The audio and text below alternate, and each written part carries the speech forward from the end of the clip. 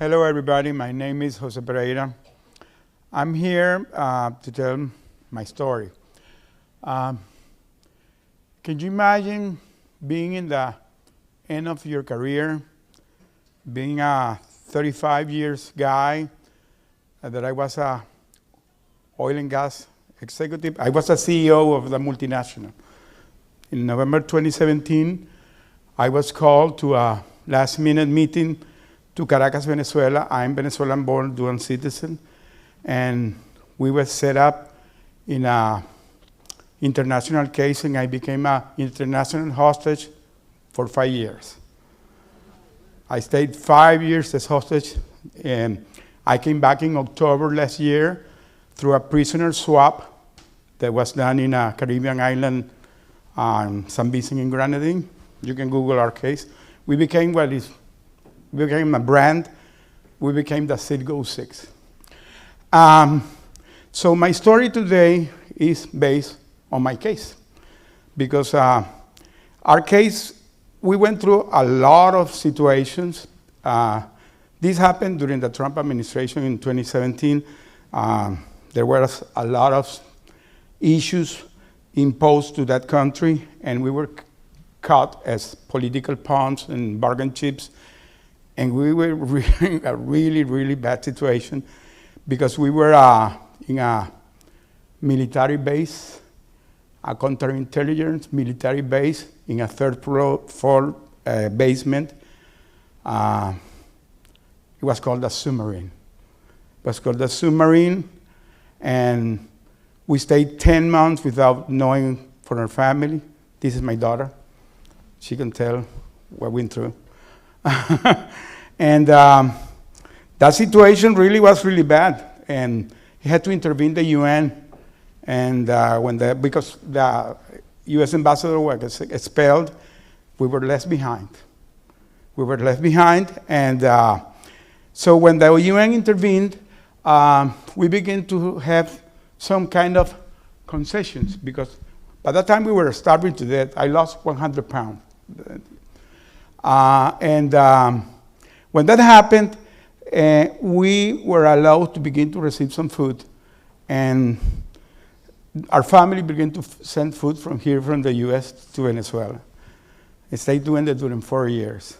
My son had to move to Colombia to provide us the food because he couldn't be in Venezuela. So I, in that food trash cans, decided to begin to smuggle letters, and I began to do it because I needed to be communicative with my family. And the way we did it is that we put the letters inside the trash cans, and it went through the first one. My wife answered me, and we stayed doing this during 3 years. So when I came back, my wife has compiled 1,000 letters, and that's going to become my book.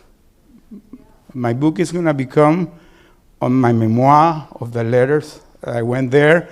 My book is called From Hero to Villian, the true story of the Citgo 6. It's going to be out very soon.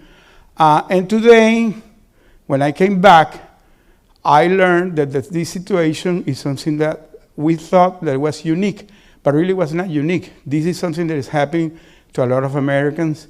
We have today are part of a foundation called the Bring Our Family Home campaign. And we advocate for that community. And I decided to convert my ordeal in something meaningful.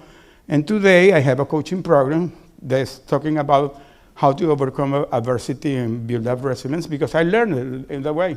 I learned it in the most difficult way, how to overcome adversities. And there are 3 simple things we did that when we decided that was our situation, because adversity never announces when it's coming. Nobody's prepared. You can be coaching everybody, but nobody's prepared. You can be slightly prepared, but no prepared. I was a guy with tons of training in planning, strategy, and all this stuff. And maybe that could help us a little bit, but really you're not prepared for that. So we went through that thought process, and we decided to stay calm and focused. We decided to go back to our families, our loved ones that were supporting us, and we decided to convert this going through our spirituality, because we saw a lot of signs of God there, and having a purpose in life. The purpose was coming in strong in body, soul, and spirit for our families, and we decided to come back. And well, we came back. We came back. This morning somebody said something that I always say: if I did it, you can do it. So that's today what I say to the people: I did it, you can do it. So I'm proof of that. And well, I decided to convert this in something meaningful. Today I do this. I have been speaking, not publicly. This is my first public speech. I have been talking this in foundation, organizations. I'm going to speak in the UN next month. I invited to talk in the UN next month about this. I was in the Congress talking about this, because now we really wanted to change legislation to support the family. We have people that today are kept in Iran, in China, in Russia, in Cuba, in Venezuela, a lot of countries that are doing this. So today I'm strong advocate for the community. And well, my message is that any adversity in life, you can overcome it. But you have to have the proper mindset to do it. So today, this is what my message to the audience here is what I have been talking extensively, because I said it again: if I did it, anybody can do it. So, well, thank you very much for hearing me. Thank you.